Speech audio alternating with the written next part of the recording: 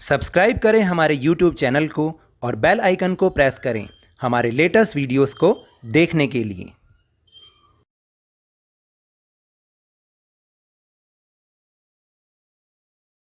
Hello and welcome to Lavnish sir की class. आज की ये शिक्षा निदेशालय राष्ट्रीय राजधानी क्षेत्र दिल्ली की वर्कशीट नंबर 3 जो कि कक्षा 9वीं के विद्यार्थियों के लिए है। यह ली गई है सामाजिक विज्ञान के भूगोल विषय से और आज से हम इसमें अपना पाठ नंबर 1 जिसका नाम है हमारा देश भारत उसे समझेंगे। तो चलिए बिना समय गंवाए शुरुआत करते हैं मेरे साथ और समझने की कोशिश करते हैं। देखिए ये जो पाठ है हमारा देश भारत, इसमें कुछ बातें हमने पिछली क्लासों में भी जानी है, तो आज इस पाठ में हम उसी को ही थोड़ा सा आगे बढ़ाएंगे। हमारा देश भारत, जैसा कि हम सब जानते हैं कि हमारा देश भारत एक बहुत विशाल, बहुत ही बड़ा देश है। तो इसके बारे में और क्या क्या इन्फॉर्मेशन है, इसका आकार क्या है, ये कितने अक्षांश से कितने अक्षांश तक फैला है, कितने देशांतर से कितने देशांतर तक फैला हुआ है, इसका जो एरिया है, जो क्षेत्रफल है वो कितना है, क्या है, कैसे है, उसके बारे में हम इस वर्कशीट में जानेंगे। तो देखते हैं एक बार। भारत एक विशाल देश है। यह उत्तरी गोलार्ध में स्थित है। याद है ना, मैंने आपको पिछली वर्कशीट में उत्तरी गोलार्ध और दक्षिणी गोलार्ध के बारे में समझाया था। इसका मुख्य भाग 8 डिग्री 4 मिनट उत्तर से, इसको ऐसे पढ़ते हैं जैसे मैंने बोला, इसका मुख्य भाग 8 डिग्री 4 मिनट उत्तर से 37 डिग्री 6 मिनट उत्तर अक्षांश तक है और 68 डिग्री 7 मिनट पूर्व देशांतर से 97 डिग्री 25 मिनट पूर्व देशांतर तक है। फिर कर्क रेखा 23 डिग्री 30 मिनट उत्तर में देश को लगभग 2 बराबर भागों में बांटती है। जैसा आपको याद है ना कि हमने बात की थी कि भूमध्य रेखा जैसे पृथ्वी को 2 बराबर भागों में बांटती है ना, ऐसे ही कर्क रेखा भी हमारे देश भारत को लगभग 2 बराबर भागों में बांटती है। तो जैसा मैं आपको थोड़ा सा यहाँ पर एक फिगर बना के दिखा देता हूँ। देखिए, जैसे मान लीजिए ये पिछली बार हमने बात की थी, ये हमारी अर्थ है और ये हो गई भूमध्य रेखा जो कि 0 डिग्री अक्षांश रेखा है। मैंने पिछली बार भी आपको बताया था। ठीक, अब इसके ऊपर भी 90 अक्षांश रेखाएं होती हैं। 10, 20, 30 इस तरीके से, और दक्षिण में भी 90 तक होती हैं। ठीक है, तो हमारा देश भारत लगभग यहाँ से शुरू होता है और यहाँ तक वो जाता है। समझ आई आपको बात? तो इसलिए मैंने आपको समझाया कि वो 8 डिग्री से शुरू होकर 37 डिग्री तक हमारा देश भारत है। ठीक है, अब हम आगे देखते हैं।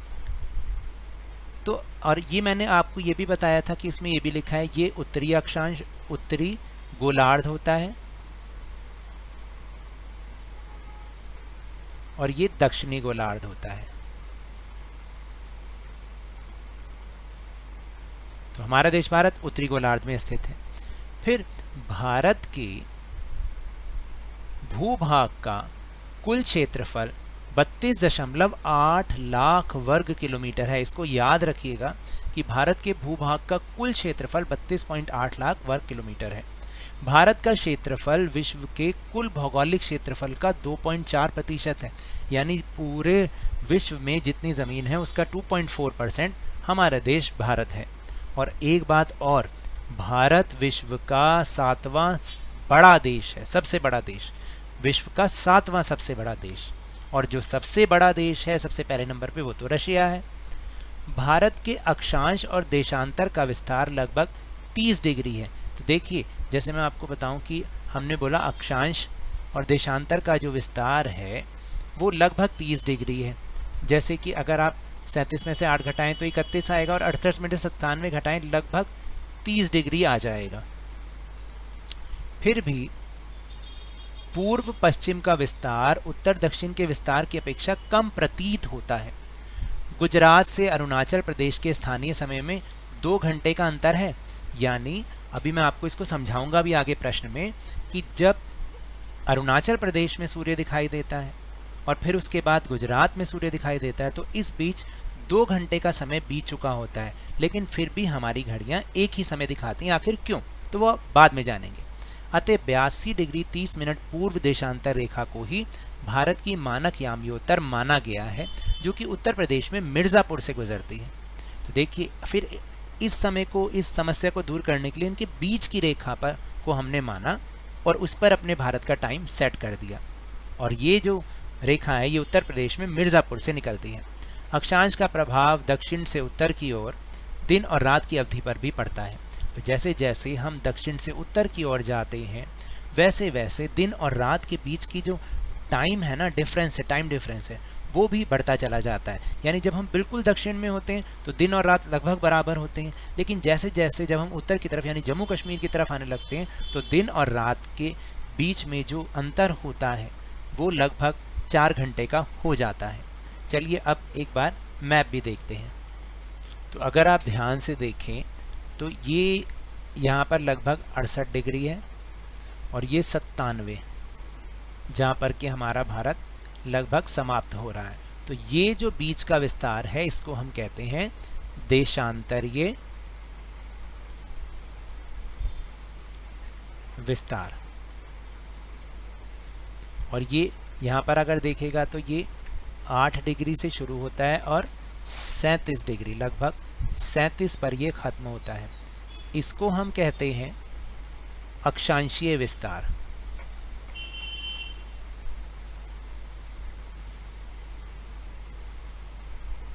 ठीक है। और भारत के बिल्कुल मध्य से 23 डिग्री 30 मिनट पर एक कर्क रेखा निकलती है, इसका नाम है कर्क रेखा, जो भारत को 2 बराबर भागों में बांटती है। कर्क रेखा 23 डिग्री 30 मिनट उत्तर, इस तरह से। अब आप देखिएगा, क्योंकि 68 से 97 के बीच में लगभग 30 देशांतर रेखा होती हैं, तो इसके जो बीच की है, इधर से 15वीं और इधर से 15वीं, वो है ये वाली रेखा, ये जो डॉटेड रेखा है, इसको हमने भारत की याम्योत्तर रेखा माना है। क्या माना है? याम्योत्तर, याम्योत्तर रेखा या मानक रेखा, जिस पर पूरे भारत का समय सेट होता है। क्योंकि यहाँ से यहाँ तक आने में सूर्य उदय में लगभग 2 घंटे का समय बीत जाता है। तो चलिए अब हम आगे प्रश्नोत्तर करते हैं। अब इस वीडियो के बाद सबका रिएक्शन ये आएगा बच्चों का कि सर छोटे आंसर दिया कीजिए बेटा, अब आप 9th क्लास में आ गए हैं और अपनी बात को हमें थोड़ा विस्तार से बताना पड़ता है और ख़ास तौर से पॉइंट्स में लिखना पड़ता है, तो इसलिए ये इसके आंसर बड़े नहीं हैं। आप मेरी बात ध्यान से सुनिएगा, हम कम शब्दों में लिखें लेकिन पॉइंट्स में लिखें और अपनी बात को समझा भी दें। तो पहला प्रश्न है कि 82 डिग्री 30 मिनट पूर्व देशांतर को ही भारत की मानक याम्योत्तर यानी मानक रेखा क्यों माना गया, यानी इस पर ही टाइम सेट क्यों किया गया।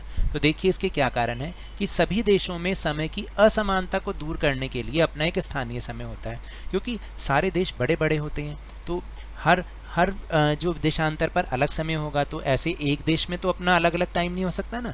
इसलिए भारत एक विशाल देश है जो कि पूर्व से पश्चिम में 30 डिग्री देशांतर तक फैला है, मैंने जैसे अभी आपको समझाया। अर्थात किसी भी दिए गए समय बिंदु पर 30 डिग्री देशांतर हमें अलग अलग स्थानीय समय देंगे। तो ऐसे तो हमारे देश में ही कई सारे टाइम होने लग जाएंगे। तो विभिन्न जगहों पर अलग अलग स्थानीय समय की गड़बड़ी को दूर करने के लिए 82 डिग्री 30 मिनट पूर्व देशांतर को रेखा को ही भारत की मानक याम्योत्तर माना गया। अब आपको समझ में आया। फिर इसके बाद है दूसरा प्रश्न। इसका उत्तर बिल्कुल बड़ा नहीं है, सिर्फ समझा के लिखा, और ऐसे ही आपको भी लिखना पड़ेगा क्योंकि अब आप 9th क्लास में। कन्याकुमारी और कश्मीर में दिन रात की अवधि में अंतर क्यों है? मैंने आपको बताया था कि कन्याकुमारी जो कि 8 डिग्री उत्तर में है, जहाँ से हमारा देश शुरू होता है, वह भारतीय मुख्य भूभाग का दक्षिणतम बिंदु है, यानी जहाँ से हमारा देश शुरू होता है लगभग दक्षिण में। भूमध्य रेखा के ज़्यादा नज़दीक होने से ये भूमध्य रेखीय क्षेत्र में पड़ता है, क्योंकि भूमध्य रेखा पर दिन और रात की अवधि में ज़्यादा अंतर नहीं होता, इसलिए यहाँ पर भी नहीं होता। यहाँ दिन और रात की अवधि लगभग बराबर होती है। दूसरे शब्दों में कहें कि इसके प्रत्येक दिन और रात की अवधि लगभग 12-12 घंटे की होती है, 12 घंटे का दिन और 12 घंटे की रात। लेकिन कश्मीर में ऐसा नहीं है, क्योंकि अभी समझाया आपको कि जैसे हम दक्षिण से उत्तर की तरफ जाते हैं समय डिफरेंस बढ़ता जाता है। 23 डिग्री 30 मिनट उत्तर यानी कर्क रेखा के ये उत्तर में स्थित है कौन? कश्मीर। इसलिए दिन और रात के बीच की अवधि का अंतर यहाँ लगभग 4 घंटे होता है। तो कश्मीर की तुलना कन्याकुमारी की तुलना में कश्मीर में समय डिफरेंस जो है वो ज़्यादा होता है।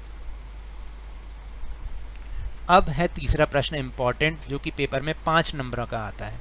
सूर्योदय अरुणाचल प्रदेश के पूर्वी भाग में गुजरात के पश्चिम भाग की अपेक्षा 2 घंटे पहले होता है, जबकि दोनों राज्यों की घड़ी एक ही समय दर्शाती है। स्पष्ट कीजिए, जो आपको समझाया था ना कि देखिए भारत का देशांतरीय विस्तार 68 डिग्री 7 मिनट पूर्व से 97 डिग्री 25 मिनट पूर्व तक है, ये तो हमने देखा ही है अभी। यह अंतर लगभग 30 देशांतर रेखा का है, तो यानी इसके बीच में लगभग कितनी रेखाएं आ जाती हैं? 30। हम जानते हैं कि सूर्य की किरणें एक देशांतर यानी 1 डिग्री को पार करने में 4 मिनट का समय लेती हैं, यानी जब एक देशांतर उसके सामने से जाएगी और दूसरी आएगी तो 4 मिनट का समय बीत जाएगा। इसलिए 30 डिग्री देशांतरों को पार करने में कुल समय कितना लग जाएगा? 30 × 4 यानी 120 मिनट। तो पृथ्वी जो है ये हमें पता है पश्चिम से पूर्व की ओर घूमती है, इसलिए अरुणाचल प्रदेश जो कि सबसे पहले 97 डिग्री पर है वो सबसे पहले आएगा, सूर्य यहाँ पर पहले दिखेगा। जबकि गुजरात जो कि 68 डिग्री पर है ये बाद में दिखेगा, तो सूर्य यहाँ पर 2 घंटे बाद दिखता है। अब आपको समझ में आया। लेकिन क्योंकि हमारी अब आगे इसमें आप ये भी लिख सकते हैं क्योंकि भारत की याम्योत्तर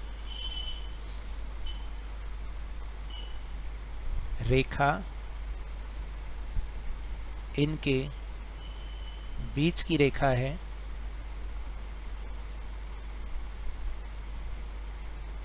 इसलिए घड़ियों में समय